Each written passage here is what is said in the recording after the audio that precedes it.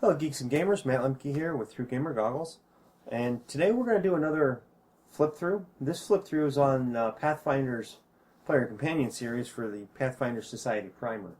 Now when I picked this book up, I'm going to be the first to tell you this is not exactly what I anticipated.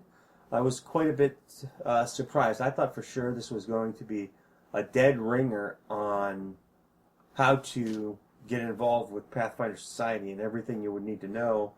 And I thought the book was going to be overkill. Which, as you can see, they don't talk about Pathfinder Society Organized Play until page 30 of 32 pages in the book. Now, there are a few things that you might want to know that this book references, and that's the Advanced Player's Guide. Well, it's all right here on the very first page. One thing I want to zoom in on and share with you a little bit is we're going to zoom in real close. You don't need to see the whole map for this. This is the lodges of the Pathfinder Society, and what it does is it points all of them out on the map with these symbols.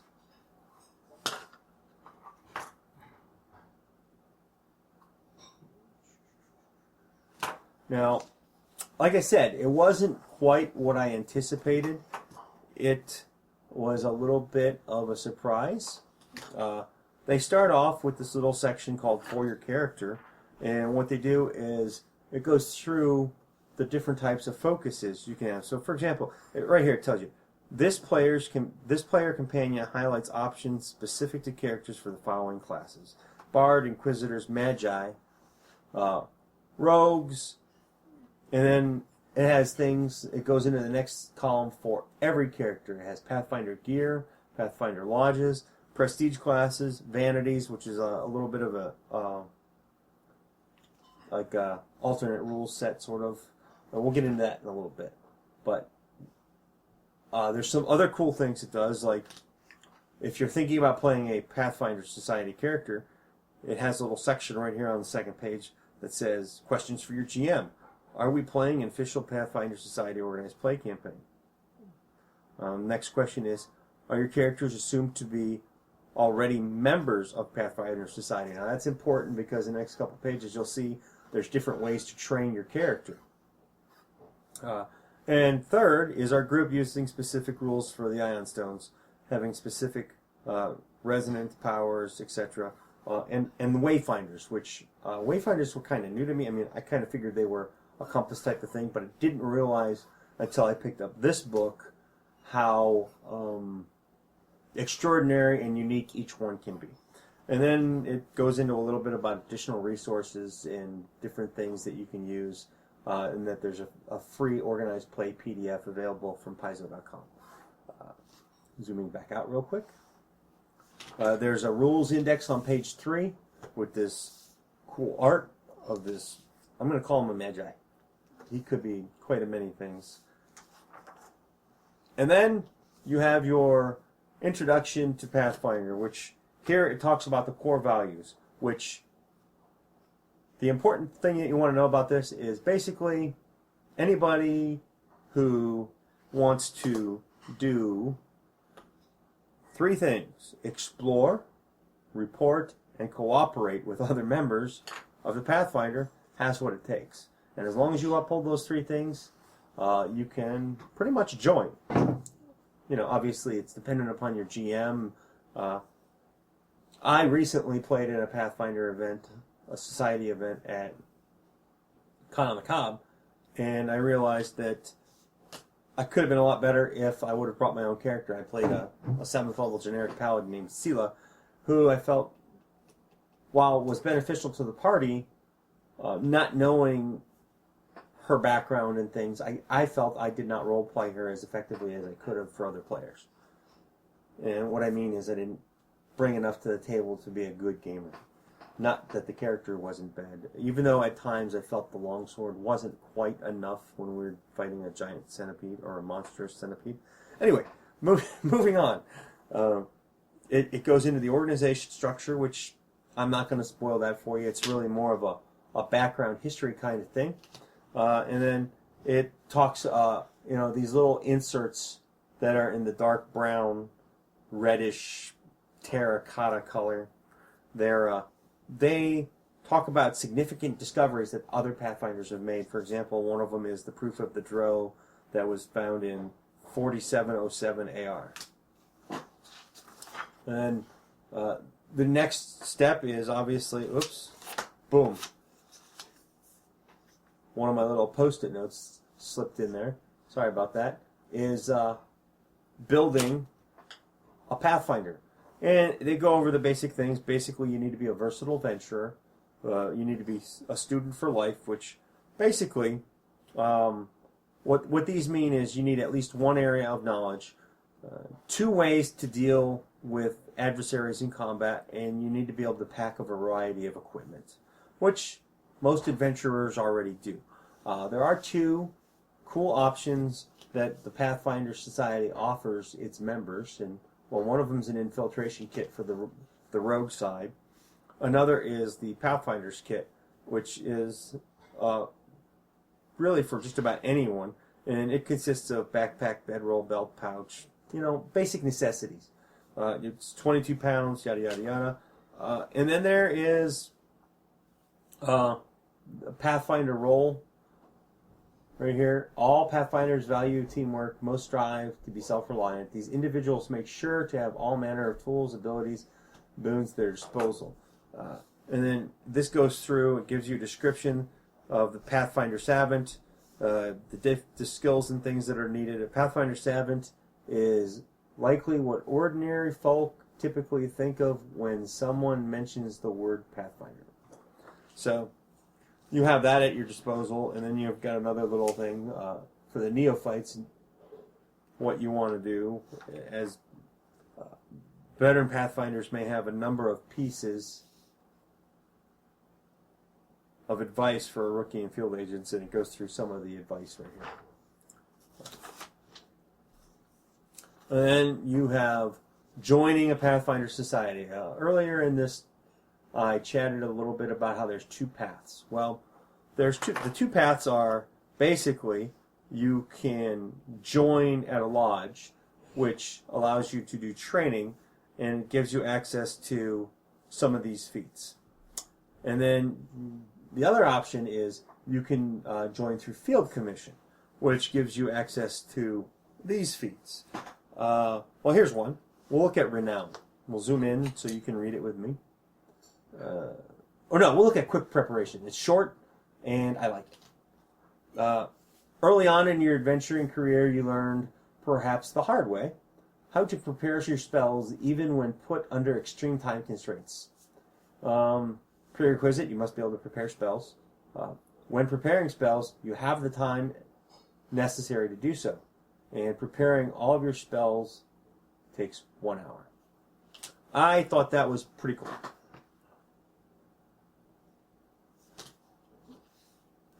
And that's just one example. And then it goes into the different, schools of the Pathfinder Society. And, the first one they list is the Scrolls. And the Scrolls is research forgotten lore. Their objectives is to research forgotten lore, reveal famous mysteries, and uncover lost artifacts. This would apply to archaeologists, traveling scholars, and treasure hunters. And they have some unique feats that are related to them. They have a little bit of history, and they have some spells that are related to them. Then on the next page, you go into the spells, which is obviously their objective is to discover magic anomalies, invent new spells, practice the arcane arts. This would be good for arcane researchers, planner travelers, and practiced arcanists. They have 5 spells listed here that every Pathfinder should know. That's a spell, I would guess. And then they have a couple of spells that they can pick up. There is collaborative thaumaturgy and sure casting. And then they have some feats, and they have some magic traits listed that they can join, that they can gain from joining. And then there's the swords, which obviously is the hardened bodyguard warriors of the Pathfinder Society. Their objective is to defeat opponents of the Society, defend Pathfinders, and survive the next mission. I think those are all pretty good objectives. Obviously, the types of characters that would be in here are things like benevolent brawlers, hardy survivalists, and headstrong dungeon delvers. I've never played any of those. That's a joke. They earn new special abilities, one of which is deceptive, and then they have some spells like cauterized weapon that they can earn, tactical miscalculation, and they pick up some feats. Cut your losses is one that I kind of like. It allows you to realize sometimes it's safer to just get out of the way. So your prerequisite is a strength 13 and 1 rank in acrobatics. Whenever you withdraw as a full round action and have at least 1 free hand, you can pick up 1 attended object from an unconscious ally of your size or smaller. It can come in handy for a rogue that I'm playing. And then obviously they have some combat traits, and as with one of the missions of being a Pathfinder and within the Pathfinder Society is to cooperate. They have teamwork as a possible feat, which I thought again was interesting. And then the next 2 pages speaks of some of the Pathfinder prominent lodges. Now we're going to just pick one at random, so I'm actually going to pick one that's off screen, which will go with this one, which is Sothis, or Sothis. And we're going to take a look at it. If you are a member of this lodge, your research into ancient afflictions and malign artifacts decreases the difficulty or the DC to identify a cursed item by 2. In addition, you gain a +3 bonus on linguistics checks and decipher ancient Oziriani. And then on the next page, yeah, and that's the other thing that's unique about this flip through. I'm actually going through this pretty much page by page. The next 2 pages you have a field agent, which is a little unique because I'm almost going to call it a prestige class, but because it has 5 rank requirements, which, where is?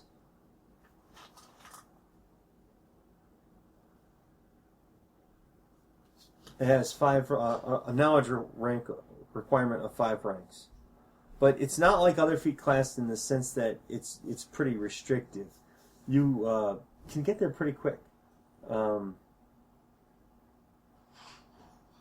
The other requirement that you have is that you must own a wayfinder. So that part in and of itself can take a little bit of doing. But the 5 ranks it's not that tough. They've made it real easy to become a field agent. And once you're a field agent, we'll zoom in over here and we'll take a look at their levels and how they can come into play. They've got decent saves by the level.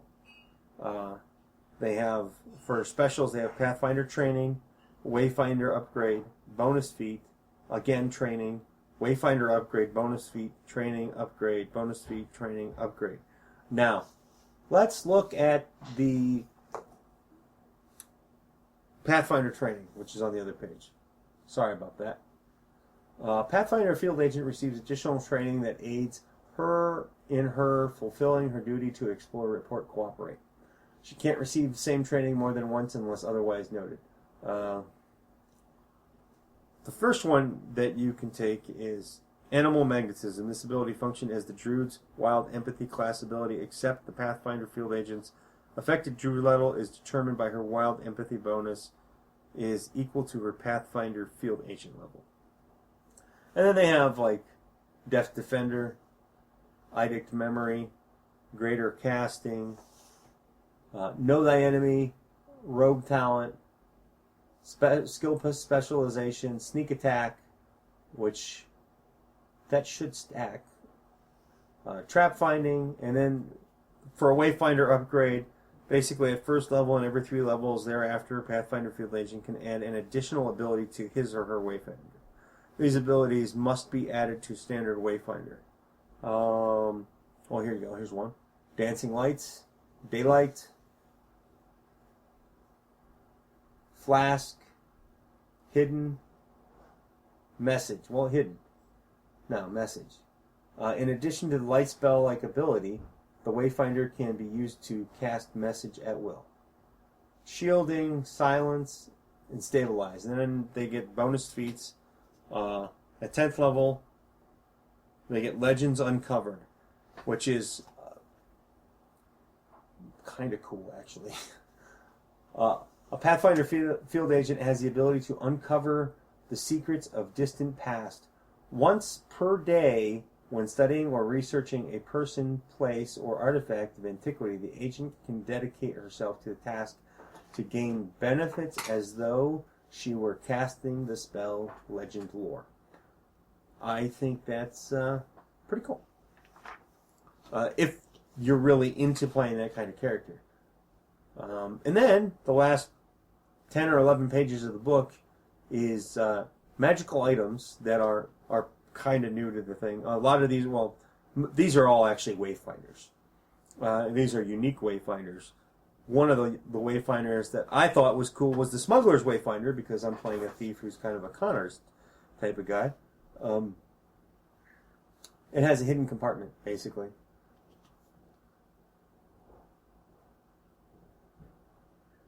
And it can hold up to 10 pounds, but it's a little tricky on getting it in because it has to be able to fit and stuff like that. Well, I've been going at this a little bit for a while now. I hope I haven't bored you too much. I know this is a little bit longer than my most, but for a 12-page book, I figured I'd just jump right in and go to town. Then we have Ion Stones, which it has a whole bunch of different properties for the different Ion Stones. And it has resonant powers, the cracked Ion Stones, and flawed Ion Stones. And then we move into the magical items I was talking about. A lot of these are unique to this book. I have never seen them anywhere else. Where is... Oh, well, the Book Thief Satchel is a really cool one. That was one of my choices. And then you move into the Chronicles, which this is good. I'm not going to read too much of it because these are available at the lodges. They have volume 1, 2, 11, 14, 27, and 44, and they all give you different skill bonuses and things after using them.